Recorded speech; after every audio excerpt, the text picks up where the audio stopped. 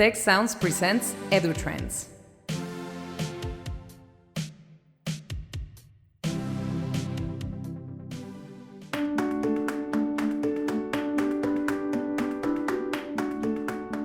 Welcome to the EduTrends podcast and webcast brought to you by the Institute for the Future of Education of Tecnológico de Monterrey.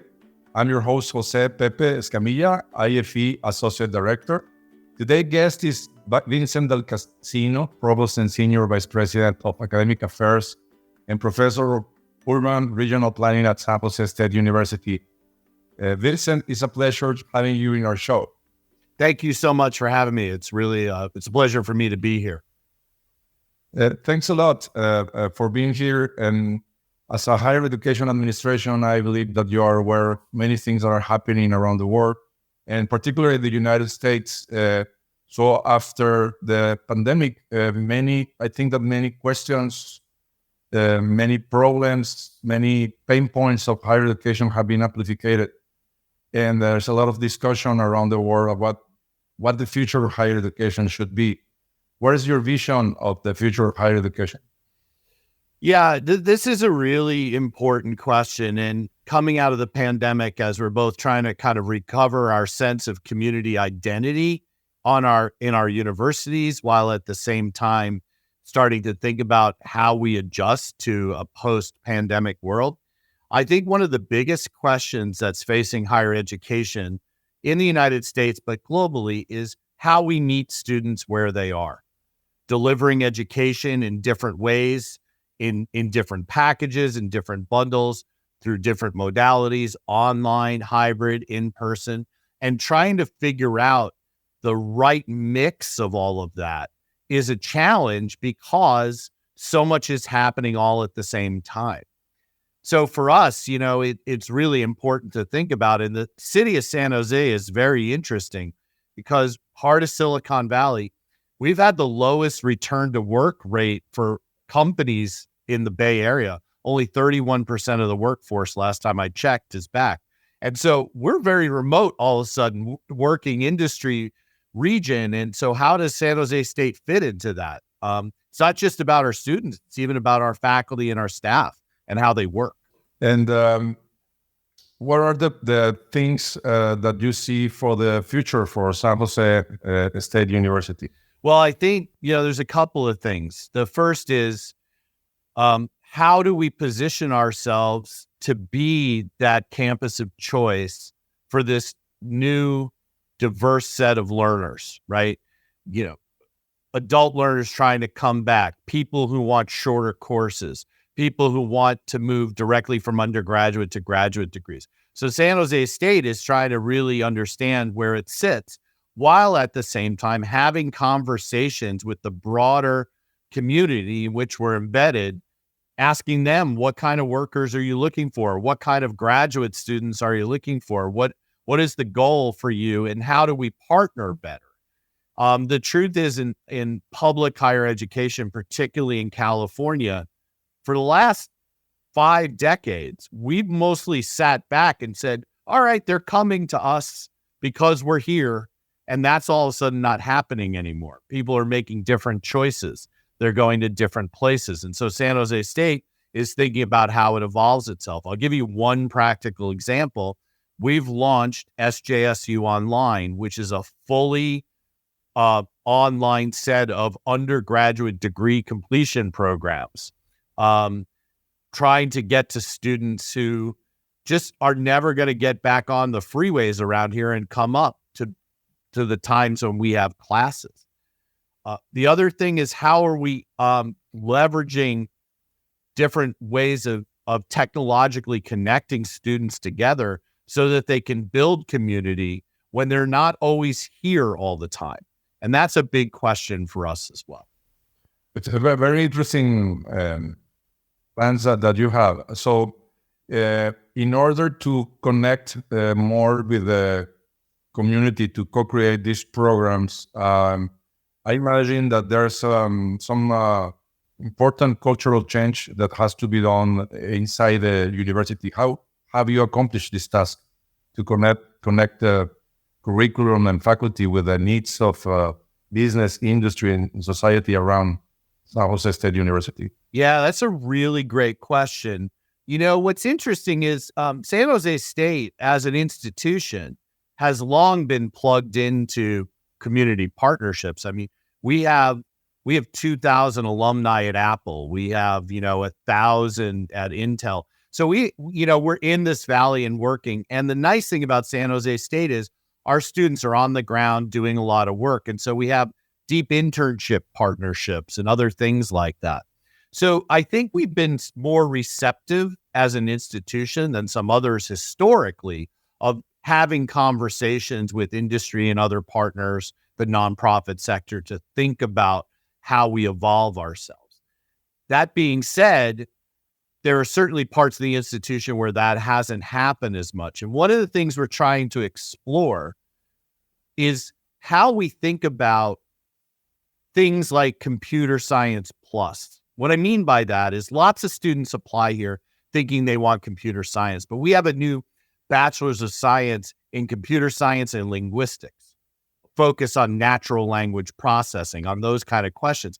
There aren't a lot of those programs out there at the undergraduate level, and that's really a response to what's going on in this valley, because there's so much now wrapped up in those models of natural language processing as one example of the intersection of computer science and linguistics. So trying to seed opportunity for people to think creatively about some of this has been important, but it builds on the roots and some of the traditions.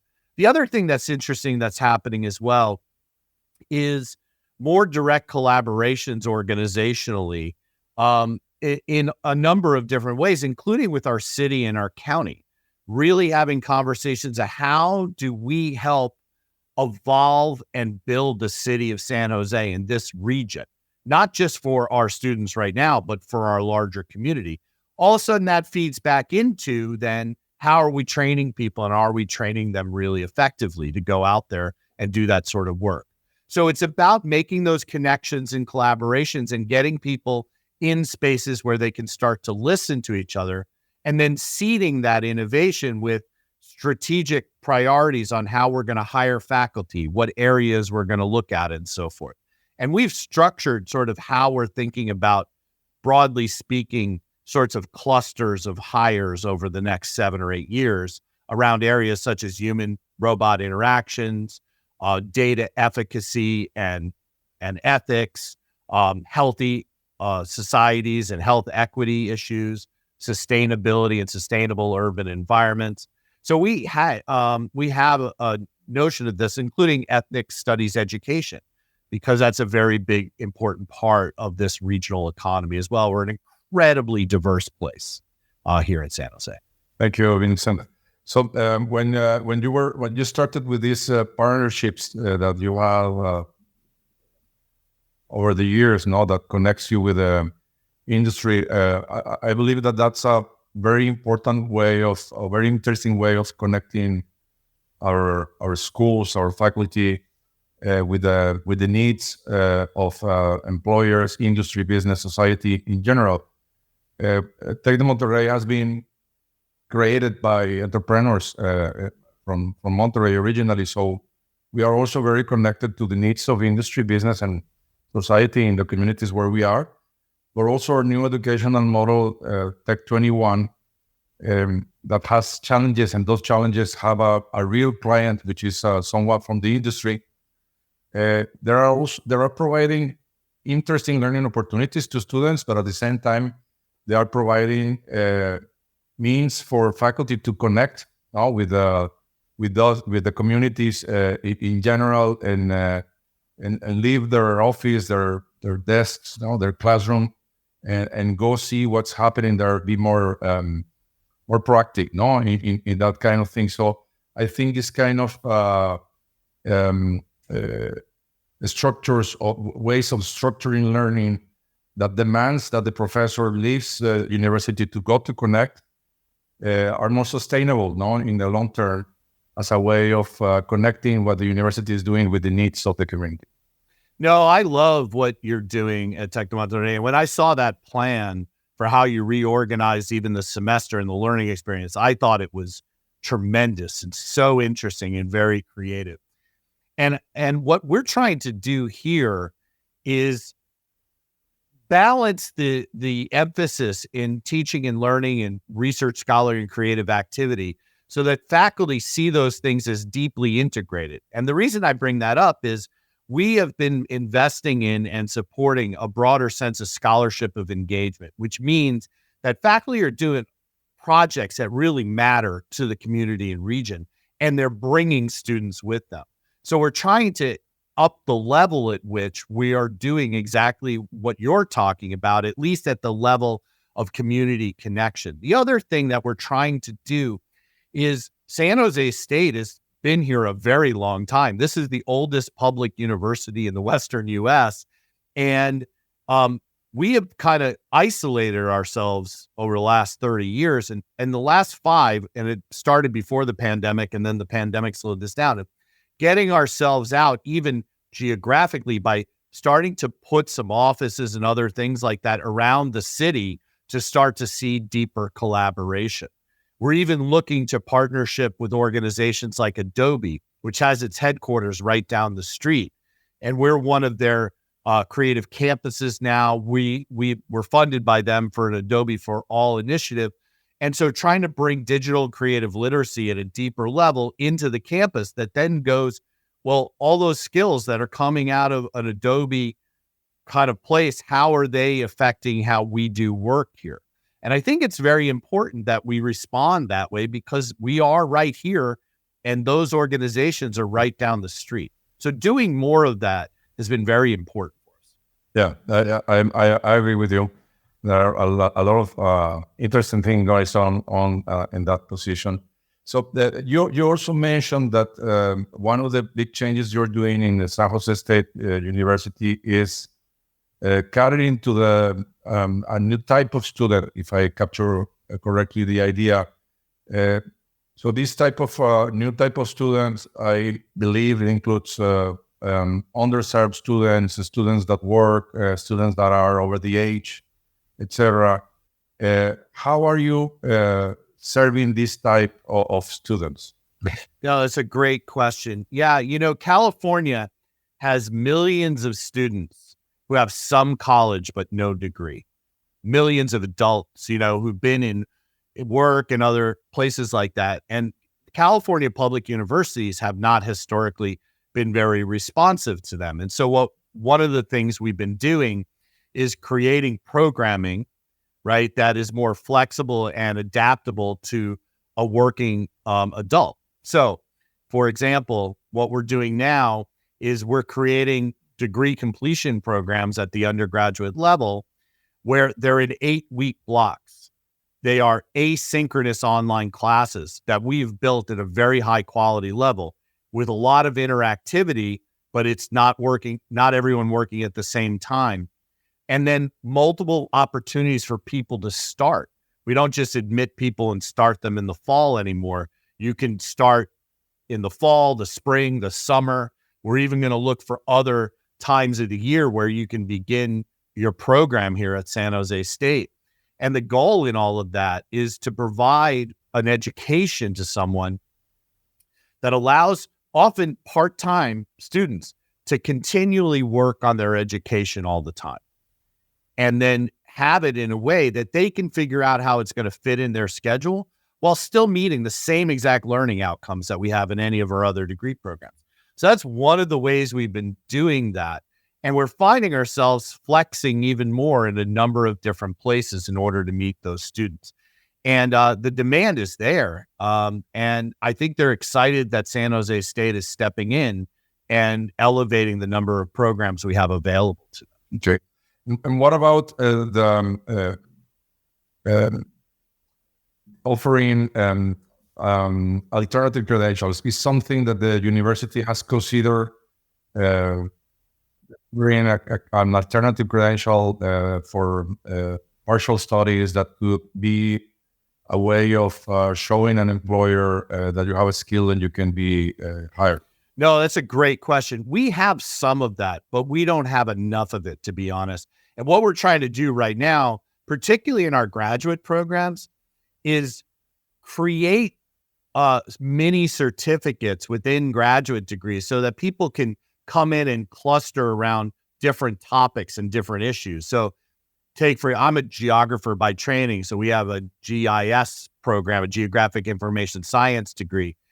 Start to think about, well, there's lots of different components to that. There's web GIS, there's open source GIS, there's remote sensing and GIS. So how do you think about these different areas? Can you start to cluster and do things and in the credit space where people can do little certificates? But the other thing that higher ed needs to do is also take some of that learning, to your point, and put it in a non-credit space, competency-based education, self-paced work, because there's plenty of professionals out there who don't need a 3-unit course. What they need is the methodological content or take urban planning, the background in California land law, but they don't need a credit and they don't need to take exams. They want to learn this stuff. They're motivated.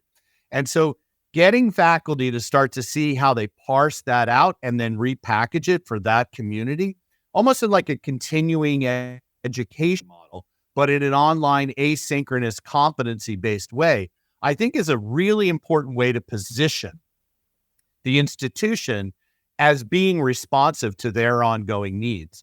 Because there's a lot of conversation now really about the 60-year learner, right? You start, you're in school at some level at this point for your entire working life, because people are going to continually have to adapt and reskill themselves as this economy changes so rapidly. So we have got to position ourselves in order to meet those student demands in different ways. Getting people to see that is sometimes a harder thing. But we have some good basis for this, and I think we're going to definitely build on this moving forward. Yes, we are also aligning that aspect. We are embracing this idea of the 60-year curriculum, which means that we want to be the partner of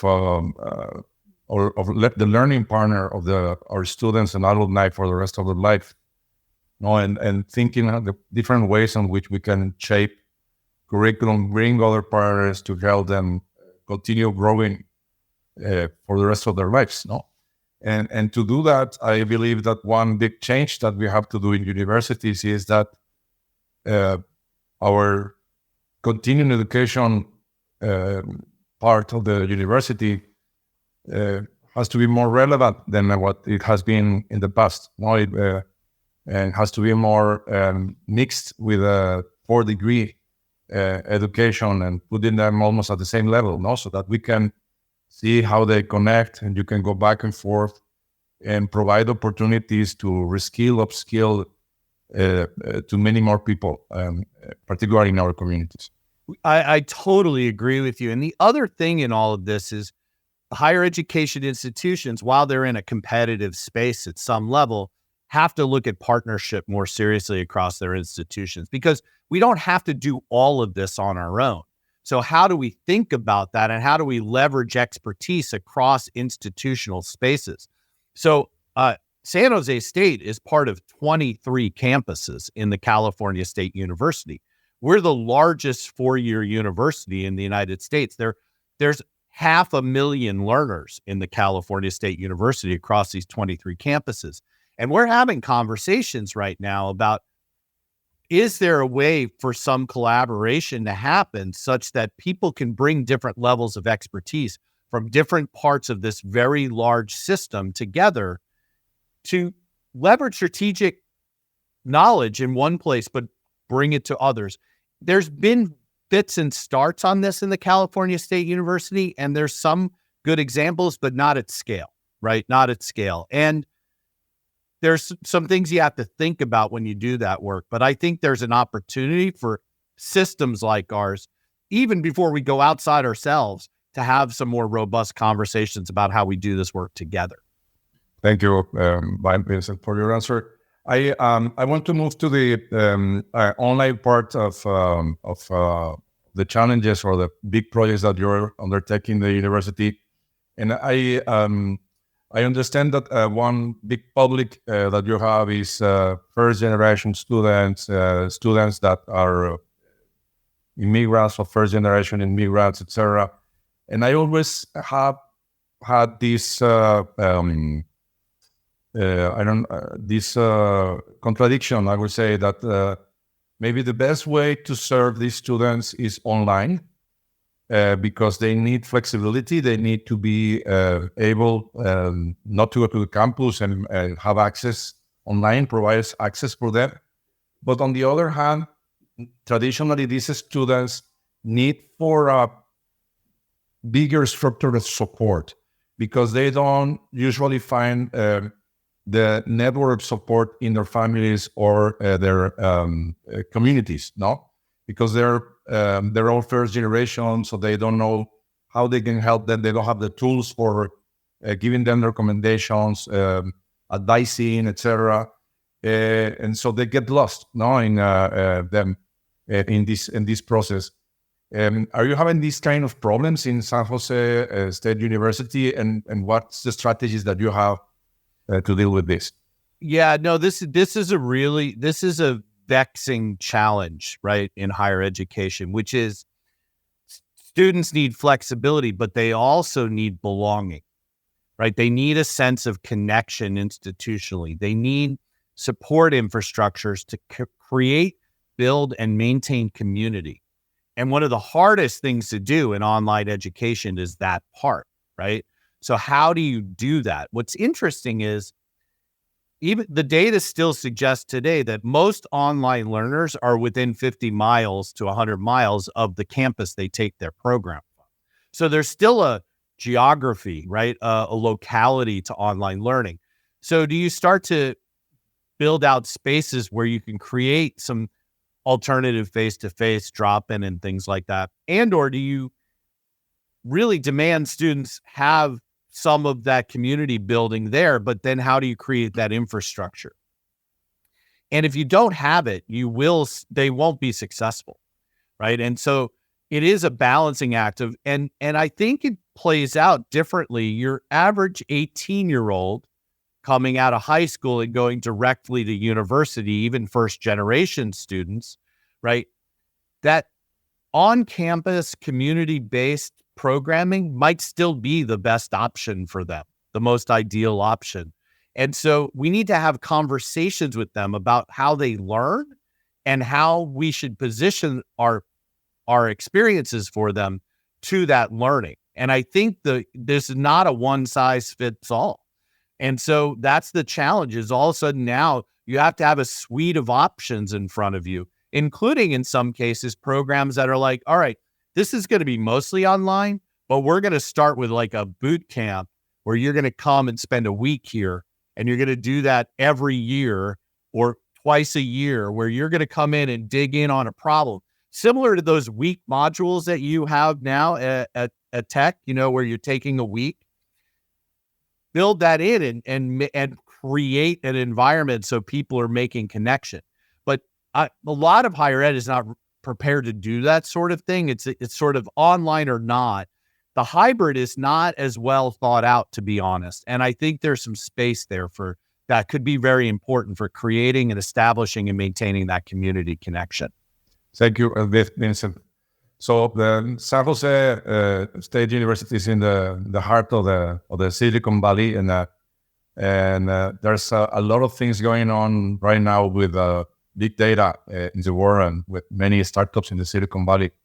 With all the data that we are generating in university, there are many things that we can do to improve our teaching and our learning. Is the university doing something, partnering, or has some plans to use the data that you're collecting? No, it's a great question. We have ideas about this. We've bantied about some ideas, and we've even had some conversations with some of the companies in the region. There are some challenges in California that are the right challenges, which is the ethics and privacy questions that students are demanding, including even having to manage European law, right? With the laws that came out of Europe, every institution that has European students has to manage the privacy and data according to those laws, So there's a lot there. That being said, I think there's an opportunity for us to do something pretty creative here. And one idea that we've talked about but haven't really gotten to is a mini smart city model for San Jose State. Students carry devices, and if those devices, if they opt into a plan that says, hey, you can geolocate and other things. Imagine you walk past the library and all of a sudden your phone gets you a notification that says, hey, I know you're taking English this semester. Did you know there's a writing workshop in the library in 10 minutes? Those are not actually very hard things to do, but we have to create a culture where students want to opt in. It's very hard to just make them do that work. And that's the right thing. That's the right way to go, is to build a culture of opt-in. On the flip side, we're trying to build a more robust culture of data analytics to understand how and why students stay or go. And what's interesting is higher education uses pretty crude metrics. They use population level data, and then they say, here's your population comparisons. The problem is, for a campus like ours, we do a pretty good job of retaining and graduating students, at least at the national scale. Like if you look at us at a national scale, we need to get to more individually responsive programming that actually lets us personalize outreach. That's where big data analytics comes in as an interesting moment, is it starts to pull from a lot of places so that I can go, oh, these students really need these types of activities. And instead, we tend to overrepresent some of that outreach, and we don't really know the efficacy of some of our programs as a result. But to get that data and to have people use it and to build that culture of analysis takes time and effort. And it's not an easy lift. It's not as easy as one would think. And it's definitely a culture change in higher education.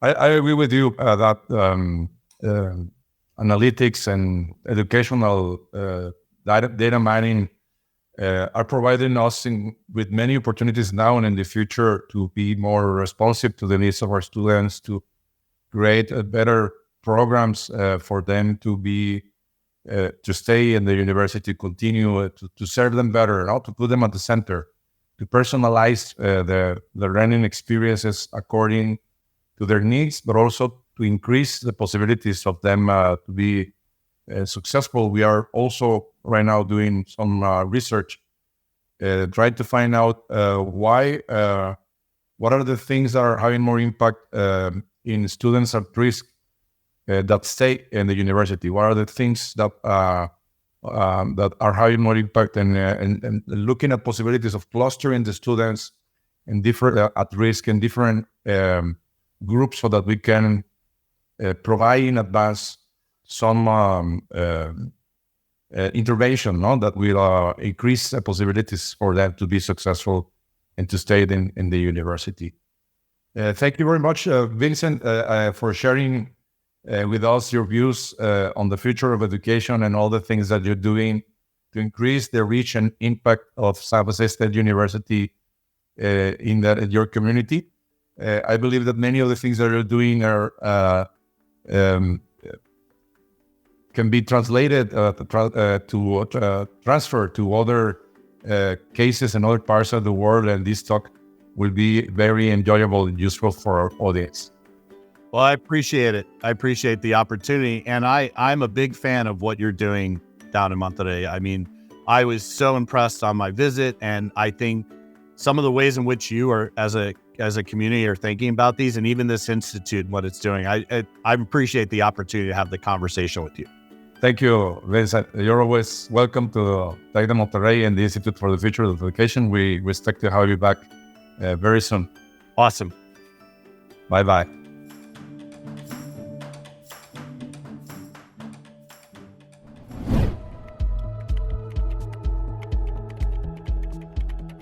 For more information, visit observatory.tec.mx/edutrendspodcast and ife.tec.mx. A special thanks to Tecnológico de Monterrey, the Institute for the Future of Education, and the Tec Sounds team. Tec Sounds producer Miguel Mejia, Editress producers Esteban Venegas and Christian Igosa. Stay tuned and play Tec Sounds in your favorite podcast app for other great shows and content.